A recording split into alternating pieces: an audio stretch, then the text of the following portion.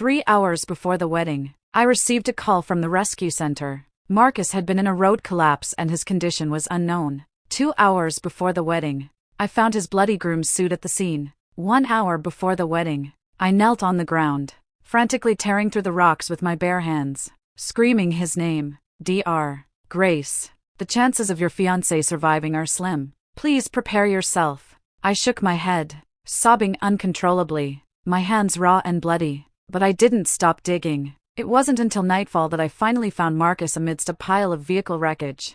He was unclothed, holding his best friend, Chloe, tightly. There were countless hickeys on his waist. Rescue workers swarmed around, lifting the 2 unconscious individuals onto the ambulance. Look at that woman's belly. She must be 6 or 7 months pregnant. The nurse shook her head, looking at the woman who was also barely clothed. My fists clenched at my sides, wiping away tears. I desperately followed them onto the ambulance. Dr. Grace, have they found your fiancé? A colleague rushed over as soon as we arrived at the hospital. Seeing my red, tear-filled eyes, she quickly added, "Oh, by the way, where's the pregnant woman needing a C-section? The room is ready." I glanced back. Chloe, being wheeled toward the operating, was already awake. The moment our eyes met, she cried out, her face pale, "Grace, save my baby, save her. She's only 6 months along." I took a deep breath and handed the preliminary medical report to my colleague. "Notify the family immediately. Patient has congenital anemia and needs blood transfusion standby. Also, urgently request A-type blood bags from hospitals within a 5-kilometer radius." After giving the instructions, I checked the time. 0 hours until the scheduled wedding. Originally, I should have been exchanging rings with Marcus at the wedding altar. Instead, I was about to deliver a baby for him and my best friend. Faced with professional ethics, I struggled to suppress my turbulent emotions and maintain absolute calm. Inside the operating, I examined Chloe's lower body. There was a fresh laceration, as if from a violent impact. Recalling what I saw when I found Marcus, my expression grew cold, because this meant that just hours before the wedding, Marcus had been passionately intimate with her, not just once. At that thought, my stomach churned. In that distracted moment, the scalpel blade sliced my fingertip, and blood splattered. Dr. Grace, are you okay? My colleagues were startled. "I'm fine," continued the surgery. Cold sweat beaded on my forehead. After disinfecting and briefly tending to the wound, I endured the pain to complete the critical moments of the surgery. An hour later, with a crisp cry, the surgery concluded successfully. My colleagues breathed a sigh of relief and placed the infant in the incubator. I walked out of the operating, clutching my still bleeding wound, as a nurse hurried towards me. "Dr. Grace, Mr. Marcus in bed 72 is insisting on seeing you. You should go check on him." Removing my mask, I walked to the door of bed 72. The moment Marcus saw me, his eyes reddened instantly. In his haste, he pulled out his 4-line, got out of bed, and embraced me. "Grace, thank goodness. I'm alive and I can still see you. You don't know how scared I was when the rocks buried me. What if I had really died? No one would have taken care of you." Marcus, all 6 feet of him, was as nervous as a little boy in front of me. In the past, I would have been heartbroken and sobbed uncontrollably, but the thought of him intertwined with my best friend made me sick. I slowly reached out and pushed him away. "The rescue workers just said Chloe was brought in with you. How did you end up together?" Marcus stiffened, then quickly regained his composure, whining accusingly. "It's all her fault. Really, if she hadn't been late and insisted on taking my wedding limousine, we wouldn't have been caught in the road collapse." He put on a convincing act, even feigning indignation. Yet, he couldn't hide his worry for Chloe in his eyes. "Is she okay?" "She's pregnant." I gave a self-deprecating laugh and handed him the medical test report. "She just had a C-section. Mother and daughter are both fine. The baby is in the incubator, and she looks quite a lot like you." Marcus missed the sarcasm in my tone. A flicker of joy crossed his eyes, which he then brushed off with a smile. "Speaking like that, aren't you afraid her boyfriend will beat you up? But my Grace is truly an amazing doctor. No surgery is too difficult for her." His voice was soft and gentle, his hand lightly stroking my hair, but his gaze never left Chloe's medical test report. He didn't even notice the blood seeping through the bandage on my fingertip. In the past, if I had even a minor scrape, he would have been so distressed he'd insist on taking me to the hospital. I pulled my hand away and found an excuse to leave. Reaching the stairwell, I dialed a number. Hello, I'd like to make some changes to our honeymoon trip next week. Yes. Please change the female passenger's information for the honeymoon itinerary to Chloe. After making the call, I walked out of the stairwell and immediately saw Marcus standing in front of Chloe's hospital room. He stood tall, gazing at the baby girl in the incubator with such fervent, loving eyes. His look seemed capable of melting icebergs. For a full 15 minutes. Chloe's boyfriend isn't here, but you certainly seem to care a lot about her, I said flatly. Marcus turned around. After a brief moment of stunned silence, he quickly came to me and pulled me into his embrace. He rested his head on my shoulder, sadness evident in his voice. I was just thinking, if our child had been born, she would have been this cute too. My eyelashes trembled, and my hand, gripping the corner of his shirt, involuntarily tightened. We did have a child, 5 months ago. It was after we got our marriage certificate, when we were planning our wedding. On the day of the wedding, Chloe, who was pregnant and suffered from depression, suddenly had a breakdown and threatened to jump off the building. To save her, I fell from the rooftop. There was a river of blood on the spot. Not only did I lose our 6-month-old child, but my uterus couldn't be saved either. At that time, Marcus cried with red eyes, repeating to me in his arms, "It's okay if the baby is gone. I don't even like kids. As long as we're okay, that's what matters." He even immediately had a vasectomy to show his commitment. 5 months later, I finally recovered from the grief of losing our child and began planning the wedding again. Now, it seemed my sacrifice of our child to save Chloe hadn't created good karma, but only brought to fruition the bitter consequences she was carrying. That was my baby, 6 months in the womb. He hadn't even had a chance to open his eyes and see this world. At this thought, my nose stung, and tears welled up and spilled over, falling in heavy drops onto the cold floor. A flicker of pain crossed Marcus's eyes, and he held me even tighter. Don't cry. Don't cry. It's all my fault for bringing up the baby. I'm truly awful. Let's not think about it, okay? At least I'm still alive, and we can still love each other well. Love each other? I lifted my red-rimmed eyes, but I couldn't clearly see the man smiling and comforting me. My voice hoarse, I choked out the question, "Marcus, do you really love me? Only me?" He cradled my face, his gaze soft yet firm. "Of course, Grace. I only love you." I suddenly laughed, and with that laugh, my heart plummeted to rock bottom. Marcus tried to say something else. A sound came from the hospital room behind us. Chloe was awake. He hesitated for only a second, then tossed your best friend's awake. "Let's go check on her," at me and turned, rushing towards the hospital room. Watching his anxious retreat, I felt as if I was seeing him from countless pastimes filled with love, rushing towards me without hesitation. When exactly did he cleave his heart in two, dividing his love into 2 portions, giving one to someone else? Was it the first time I introduced him to Chloe, when they shook hands, smiled, and talked about gaming topics I couldn't join in on? Was it when he brought back 2 sets of gifts from every business trip, claiming he was trying to please everyone around me, but always gave the more exquisite necklace to Chloe? Or was it when I wanted to go for my prenatal checkup during my 6th month of pregnancy, and both their phones were simultaneously turned off? I told myself not to dwell on it, but I couldn't control my thoughts, and my heart throbbed with intense pain. Finally, a voice echoed in my mind, "Leave him. Leave him forever." After splashing cold water on my face to awaken myself,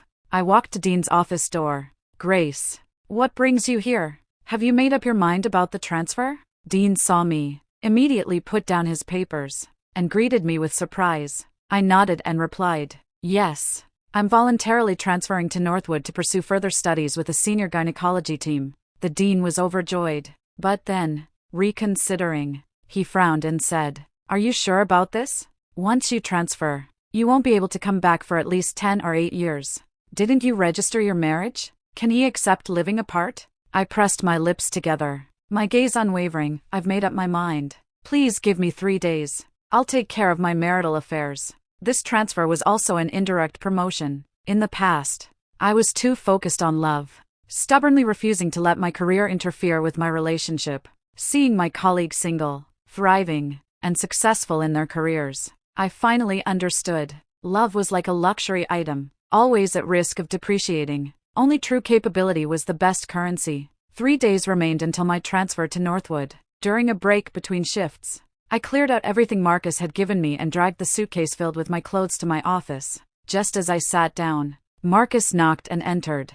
Grace, your colleague said you hurt your hand? Why didn't you tell me? I'll put some medicine on it for you. Before I could refuse, he skillfully untied the bandage on my hand, wiped away the blood with a wet wipe, disinfected it, and applied ointment, all in one fluid motion. I gazed at his pained yet meticulous eyes beneath his tousled hair, falling into a daze. 15 years ago, I cut my hand while cooking for my sick maternal grandmother. He came to my house to borrow soy sauce and saw my arm bleeding profusely. Without a word, he rushed home, returned with a pile of medical supplies, and tended to my wound. At that time, 13-year-old him held my hand to his mouth and blew on it, saying, "My mom says if you blow on it, it won't hurt anymore." Young as I was, I didn't understand what liking meant, but my heart pounded incredibly fast at that moment. Now, my heart was still pounding fast, but it wasn't from excitement anymore. It was from heartache. "Grace, did you hear what I said?"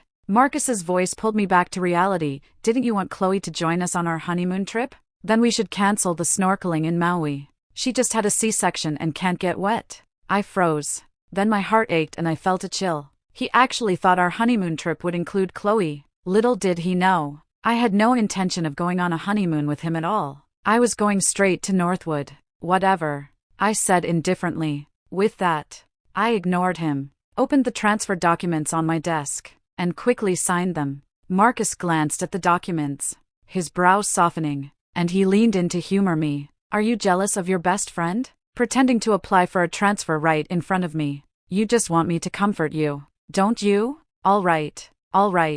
I just felt sorry for her. That's why I've been taking care of her. I even went to the next street over to buy you your favorite almond cookies. My Dr. Grace, eat these, and you're not allowed to be unhappy anymore, okay?" With that, he took out a box of cold almond cookies and handed them to me. The cookies still smelled as fragrant, but I could tell at a glance that these were Chloe's leftovers. Marcus thought he had pacified me. Before leaving, he glanced at the 28-inch suitcase beside me. "The trip is only for half a month. Why are you bringing so much stuff? You women really pack a lot. Last time, Chloe also." He stopped mid-sentence, as if he'd just remembered something, and didn't continue. My hand, holding the pen, froze as a thought unconsciously crossed my mind. Every time Marcus went on a business trip, Chloe was conveniently out of town, either on her own trip or traveling. I even joked that they were so in sync it was as if they'd planned it. It seemed they had already visited all the tourist spots I'd always wanted to see. Behind my back. How ridiculous. 2 days remained until my transfer to Northwood. After finishing up with my colleagues, I made my usual rounds. Just as I reached Chloe's hospital room door, the door was ajar, and I heard Marcus coaxing the baby in the incubator. "Mommy and Daddy are both here. Little one, be a good baby and grow up strong. Chloe, what do you think if we name our baby Lily? We can use your last name for now, but you have to let me pick her given name." Chloe playfully whined. "Humph, you're getting off easy, but aren't you really afraid Grace will find out?" When she mentioned me, her eyes filled with intense worry. "I have a bad feeling about this. What if she finds out about us?" Marcus put his arm around her waist and said softly, "She hasn't found out all these years. Has she? Don't worry. Still, we need to be more careful. Grace was even jealous of you yesterday, but thankfully, I've already smoothed things over." Chloe softly acknowledged him, then smiled alluringly, placing her hands on his chest, her lips about to press against his. I felt sick to my stomach and wanted to vomit. As I raised my hand, I accidentally pushed open the hospital room door. The two intimately intertwined figures on the bed instantly paled and looked over in unison. Suppressing my nausea, I said, "Are you two done talking?" Marcus rushed forward, pulling me into a tight hug, his voice uncontrollably trembling. "Grace, let me explain." I walked closer to the baby's incubator, changed the medicine bottle, and said, "So engrossed in your conversation, did you not notice the baby's lips are turning blue?" Then, feigning confusion, I looked at him. "What do you need to explain to me?" At my words, Marcus and Chloe exchanged peculiar glances, visibly sighing in relief. Chloe was the first to laugh. She glared at Marcus, then said to me, "Take your fiancé away quickly. He annoys me," insisting on coming to see the baby. They were clearly exchanging glances and flirting, yet they pretended to despise each other in front of me. I tried my best to hide the disgust in my eyes, flatly admonishing, Chloe, your body hasn't fully recovered. You can't have sexual intercourse for a while. Your boyfriend knows that, right? As I said boyfriend, my gaze fell on Marcus. Last night, a staff member on duty had complained. Patient in bed 17 was very noisy last night, and patients in other hospital rooms complained. One patient even cursed. What kind of pregnant woman is so impatient? Not even through her postpartum recovery period yet. Marcus's face changed. Chloe laughed loudly to cover her guilt, quickly saying, I know, Grace. You're the best. She leaned in, wrapping her arm around mine as if to flatter me, then turned to Marcus and said, You should leave quickly and don't disturb us. After surviving such a scare, I haven't had a proper chat with Grace yet. Inside the quiet hospital room, she held my hand, showing the delicate posture of a mother, her voice soft. Grace, it was only after I had a child that I truly understood how precious life is. I know you suffered terribly after losing your baby. If you want, you can treat my child as your own. Let her call you godmother. That way, it might help heal the trauma of losing your own child. Okay? I looked into her sincere, sweet eyes, my heart feeling as if several pieces had been gouged out, leaving me speechless with a suffocating sensation. She knew perfectly well that I had lost my child and had only just managed to emerge from that darkness. Yet, she repeatedly brought up babies in front of me, and her own beautiful life, and even wanted me to accept the child born to my fiancé and the other woman as my goddaughter. I couldn't accept it. I turned my face away, remembering our 18 years of friendship. I didn't curse at her immediately. I said coldly, Chloe, don't ever say something like that again. One day remained until my transfer to Northwood. I was home on leave, and I had arranged for City Hall officials to come process the divorce. Marcus was very busy arranging a surprise at Chloe's postpartum center. He personally oversaw every detail, the meticulously decorated pink and blue theme, the nutritional planning for 3 meals a day, and even what she would wear each day. He thought I didn't know, but in fact, my colleagues had told me everything. The doorbell rang. Marcus came in, kicking off his shoes, his eyes filled with anxiety. Grace, I was in the middle of a project discussion. Why did you call me back? He saw the staff inside and froze, saying, Are they here to discuss the honeymoon trip again? Didn't I say you could just make all the decisions for that? He sat down as he spoke, his phone still open to his WhatsApp chat with Chloe. The staff pushed a divorce agreement in front of him. Hello, Mr. Marcus. We're here to process. Before the staff could finish, Marcus grabbed a pen nearby and quickly signed the divorce agreement. Signed. Your efficiency is really slow. For a week-long honeymoon trip, how many more things do I have to sign? He tossed the pen aside, answered his phone, and prepared to leave. Before leaving, he didn't forget to give me a kiss. Your husband loves you. When we come back from our honeymoon, we'll replan our wedding. Leaving behind a room full of bewildered City Hall staff. An hour before heading to Northwood, sitting in the waiting, I still called Marcus. Marcus, I'm leaving. Leaving this city where I had lived for 15 years. Leaving these memories filled with love and pain. Leaving him, embarking on a new path. On the other end of the phone, a baby cried. Marcus was clearly flustered, replying perfunctorily, Huh? Are you going to Iceland first? That's fine. Chloe and I will go later. You be good over there. Call me anytime if anything happens. Don't wander off. Don't believe strangers. And remember to miss me. I won't come to see you off. The company's been too busy lately. Even that last sentence was a lie.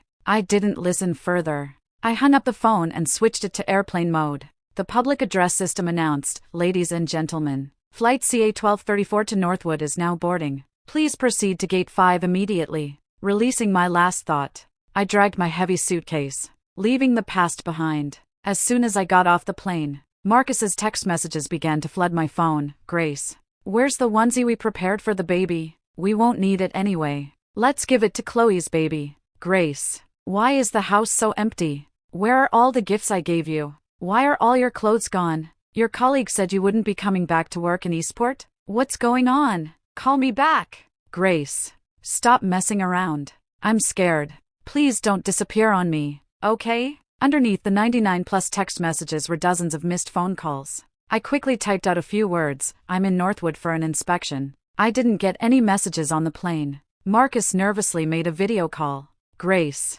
didn't you say you were going to Iceland first? Why the last-minute change of plans? I looked up at the tall red and white building in front of me, replying evasively, my supervisor arranged it, so I came. Nothing else. I'm hanging up now. I was just about to put my phone down. A hand naturally reached out and took the luggage from my hand. I looked up, meeting a pair of clear, lake-like eyes. His face was turned slightly, sunlight falling on his handsome features as he smiled warmly. Like sunshine. Hello, Dr. Grace. I'm Ethan, Dean's student. I'll take you inside.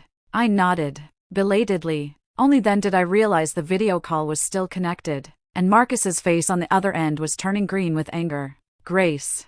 Who is that man? I don't trust him with you. How about I take some time off and come to Northwood to be with you, and we can still go on our honeymoon together? I ignored him and hung up the phone. Immediately, the phone rang again. I simply turned it off for some peace. Ethan walked ahead, turning his head to smile faintly. There aren't as many annoying distractions here. Dr. Grace, you can focus on your studies. Over the next few days, Ethan helped me get acquainted with the research team and even acted as a tour guide, showing me all around Northwood. We quickly became comfortable with each other. He was meticulous and incredibly perceptive. At some point, he realized I had a mental health condition and always carried antidepressant medication with him. Beyond that, he never overstepped any boundaries. As for Marcus, every few days, he would send various honeymoon planning tips. Grace, we'll take pictures of the aurora borealis here. You'll look beautiful from this angle. I bought new couples outfits. How about we wear them together on our honeymoon? Why are you so busy? Are you with that young man? I would read his 30-plus messages at first. Now, I simply set my phone to do not disturb. A week later, a staff member from the honeymoon tour sent a video with a note. Ms.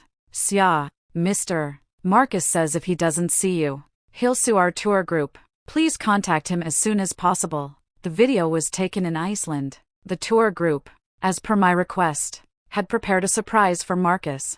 A banner, with large words written on it, wishing in Chloe a happy and a joyful honeymoon trip. The moment he saw Chloe's name, Marcus's body swayed violently. He stood stunned for a few seconds. His face went from deathly pale to flushed red, as thunderous applause erupted from the crowd. Chloe, with a trembling hand, tentatively touched his shoulder. Marcus, what's going on? He suddenly lifted his head, violently shook Chloe off, and stepped forward, tearing the banner to shreds. Who said Chloe and I got married? You've got it all wrong. My wife is Grace. It's Grace. Who did this? Get these things out of here. But everywhere he looked, he saw Chloe's name, the favors, the colorful balloons, the cardboard standee, even the loving photos of him and Chloe playing on the large screen. Everything bore her name or image. Marcus panicked, utterly panicked.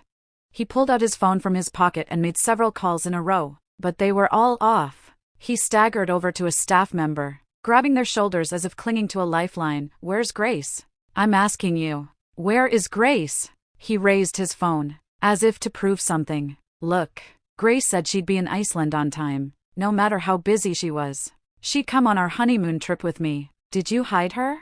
Ha, tell me now. The staff members cowered, unable to answer him. I closed the video. I opened the chat window with Marcus and quickly typed a few words. Be happy with Chloe. Don't make things difficult for the tour group. Don't make me hate you even more. The moment the message was sent, his status immediately changed to typing. But after a long silence, I didn't receive a single message from him. I thought that would be the end of it. The next morning, I was holding clinic hours as usual, working with my team on a complex gynecology case. Suddenly, a nurse rushed in and whispered a few words to me. Dr. Grace, you should go quickly. There's a man at the door insisting on seeing you. I immediately thought of Marcus, who had been quiet for several days. I hadn't expected him to find me here. I stood up and left, and Ethan followed me. In the long corridor, Marcus sat dejectedly on the exam bench, his dark, disheveled hair not neatly styled as it usually was. When he saw me, his dull eyes lit up, and he darted towards me. Grace, you finally agreed to see me. Listen to me. I can explain. Chloe and I aren't what you think. You're the one I've always loved more. Will you forgive me? My thing with Chloe was just a moment of confusion. Look, I bought your favorite roasted chestnuts, and an emerald necklace. All your favorites. He spoke incoherently, So desperate he looked, as if he wanted to tear out his heart and show it to me. I stared at the steaming roasted chestnuts in his palm. They were so hot his hand was red and swollen. But what was that pain compared to the agony I felt after discovering his betrayal? Under his hopeful gaze, I took the chestnuts. The next second, I threw them all into the trash. His face turned paler by the inch, his lips trembling slightly. Grace, I was out of my mind. I deserve to suffer. As long as you can forgive me, you can hit me or yell at me. Anything. He grabbed my hand, trying to slap himself. I yanked my hand away with all my might, shaking him off harshly, my voice cold and sharp. That's enough. Marcus, stop ripping open my wounds again and again. Do you have any idea? The day of the road collapse, I dug alone at that site for hours. I was terrified you were dead, terrified I'd never see you again. I thought my bottom line was low enough: as long as you were alive, I wouldn't care if you no longer loved me. But the reality is, I'd rather you had died than see you naked, wrapped around my best friend of over a decade. I gave you so many chances to be honest, over and over. But what did you give me? One ridiculous lie after another. I spoke until I was breathless, clutching the wall as my head spun. Marcus was startled. Grace, what's wrong? Ethan quickly stepped forward to steady me and handed me a pill. Only after taking it did I regain my composure. Clutching my chest, enduring the pain in my heart, I told Marcus, stop bothering me. I'm doing perfectly fine now. I thought he would give up then, but he didn't. Instead, he turned his gaze to Ethan. His eyes grew increasingly menacing as he approached Ethan. Step by step. Did you hurt my Grace?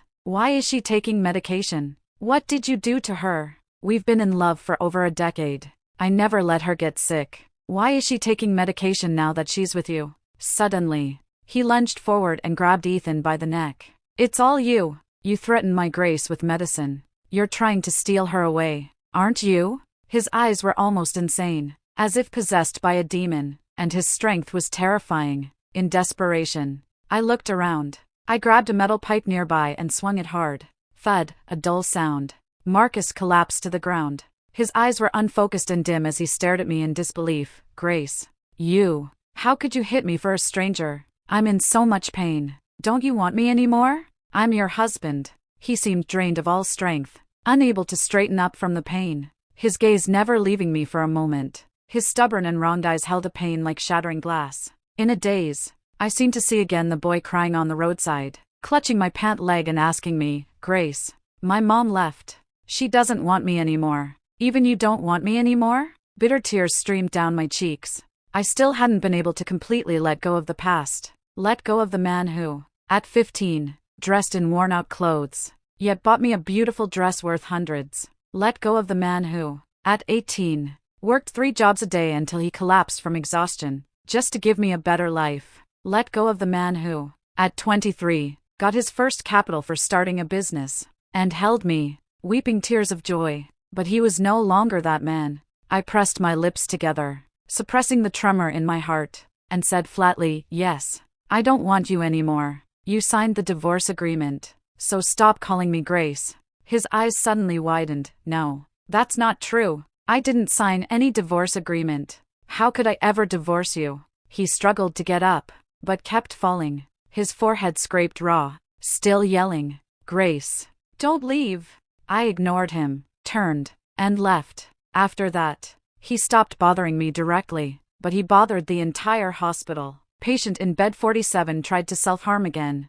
Call a doctor quickly. This was Marcus's 28th attempt at self-harm this month. The nurses in the corridor scurried about, finally restoring calm. After giving instructions to a patient, I happened to pass by the door. Ethan stood by his bed, hands in his pockets, his expression indifferent. If you're going to die, don't do it in the hospital and cause her trouble. Marcus, who had just been resuscitated, gave a pale, bitter smile. Are you here to gloat? He struggled to prop himself up, peered towards the door, and seeing no sign of me, his eyes filled with intense disappointment. She didn't come again? Even if I die, she still won't come to see me? Ethan said calmly. She's Dean's chosen successor, extraordinarily gifted in medicine. She sees hundreds of patients every day and holds consultation meetings at night. Who do you think you are, to deserve her personal visit? Marcus chuckled, unfazed. You're so angry with me. You wouldn't happen to like her, would you? No matter what.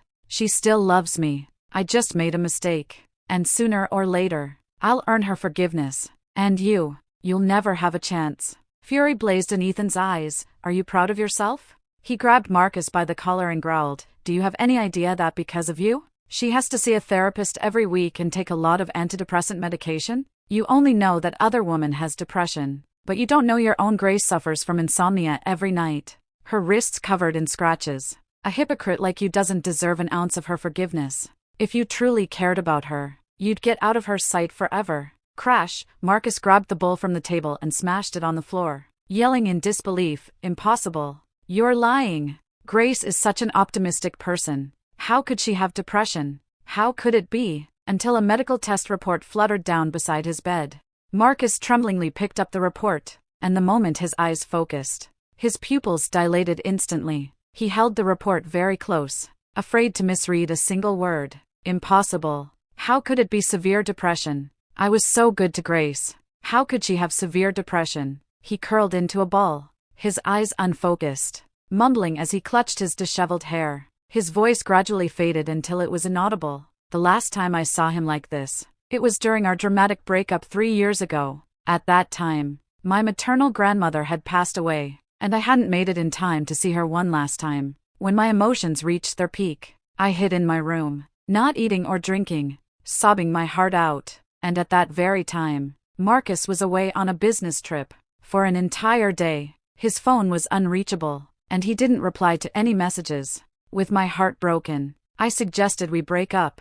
He drank 2 whole cases of beer, curled up in the dark corridor, murmuring my name, begging me not to leave. If I had known it would end up being such a farce, I should have broken up with him back then, and it wouldn't hurt so much now. The dark tide of negative emotions surged over me once more. A warm, kind hand gently patted my shoulder. Ethan had come out at some point, and said softly, as you asked. I've told him everything. Perhaps he'll finally give up now. I nodded, softly saying, thank you. Ethan smiled faintly, about to leave. The public address system blared, calling, Grace of Gynecology and Pediatrics, and Dr. Ethan to the emergency, repeating, calling. A page over the public address system meant only one thing, a critically ill patient required immediate emergency care. Without hesitation, I darted towards the elevator. As I arrived, breathless, at the emergency, a colleague, with a serious expression, said, the patient is a 9-month-old premature infant.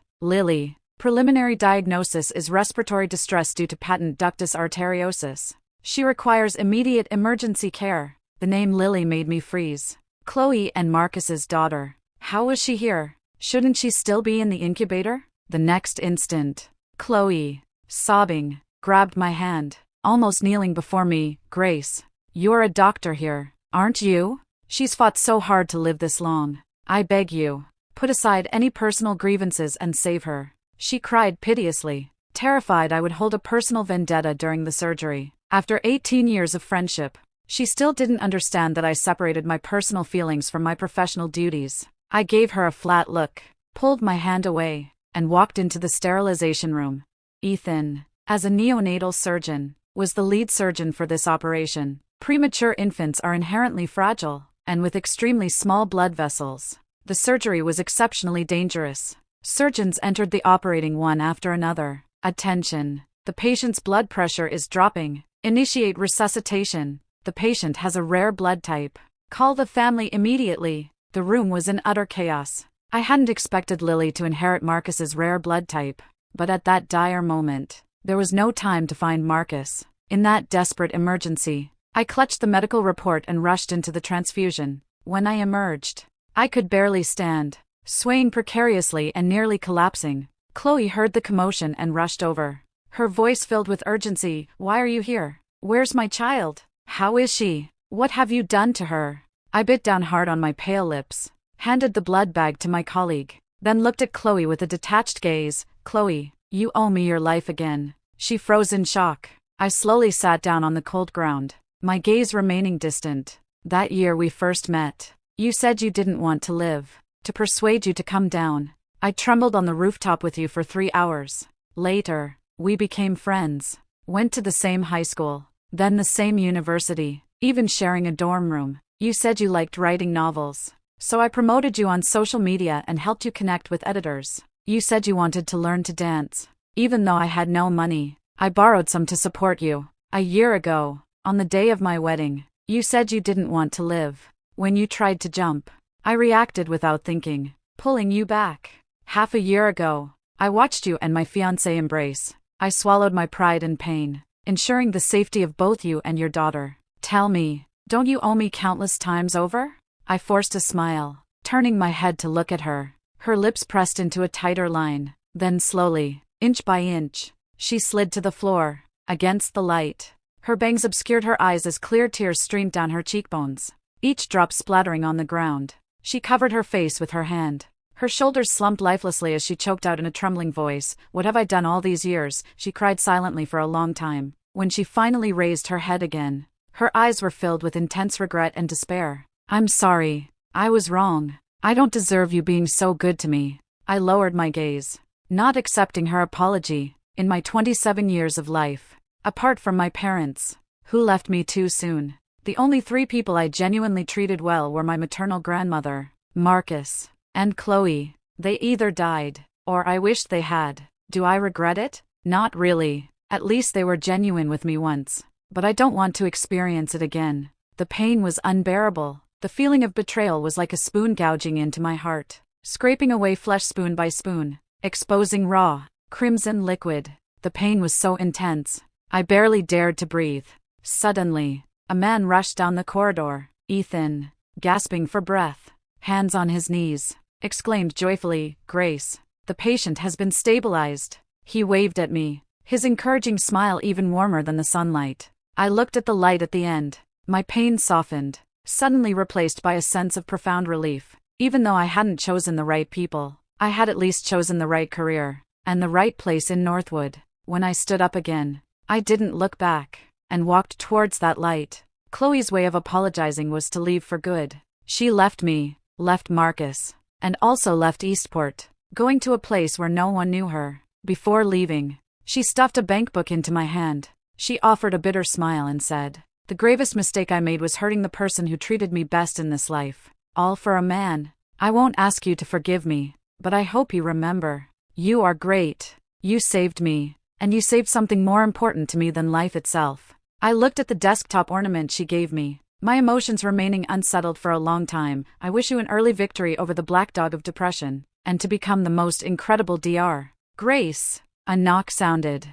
Ethan leaned against the doorframe, gesturing for me to look out the window. "Marcus has been discharged from the hospital. Do you want to go see him?" I shook my head. My gaze went downstairs. His back view looked aged and worn, a chilling melancholy radiating from him. He kept looking back every few steps, as if waiting for someone. He lingered at the main entrance for a long time, but what he hoped for never materialized. My colleague said he opened a dessert by the road. The hospital's coffee break orders all came from his shop. He was in a suit, tall and distinguished. The young nurses at the hospital often mentioned him, but the nurses all said that he only had eyes for Dr. Grace. He told everyone that Dr. Grace of Eastport Center of Northwood was an extraordinary gynecology expert, and he was willing to be the dessert support station for the expert doctor. This statement reminded me of what he told me when we graduated from high school. "Future expert doctor, you go forward. I will be your solid support system. You love sweets so much. If my business venture really fails, I'll just open a dessert below your hospital." Everyone was captivated by his story with Dr. Grace, buzzing with curiosity about which Dr. Grace was so fortunate. Only rolled his eyes every time he heard it. His feigned sincerity can only fool young girls. I smiled, throwing the diary filled with my deepest thoughts into the trash can. Just as the therapist said, to unburden one's heart, the first thing is to discard unnecessary memories, superfluous worries, and anyone who drains your energy. For the rest of my life, let tomorrow come and go, but there would be no place for them in it. Thank you for watching this video. If you have any thoughts about this story, feel free to share them in the comments section. Here is Roses and Love, sharing stories about marriage and women every day. See you tomorrow.